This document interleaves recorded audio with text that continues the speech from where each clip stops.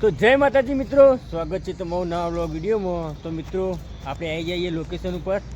એટલે આપણું લોકેશન એટલે સારું જ લોકેશન આપણું, બીજું એક લોકેશન ના હોય આપણું તાપવા માટે આવી જઈએ મિત્રો। આપણે તો કીધું હતું કે આપણે ફ્રી ફાયર જે રમવી હોય જો ખાલી બતાવ્યા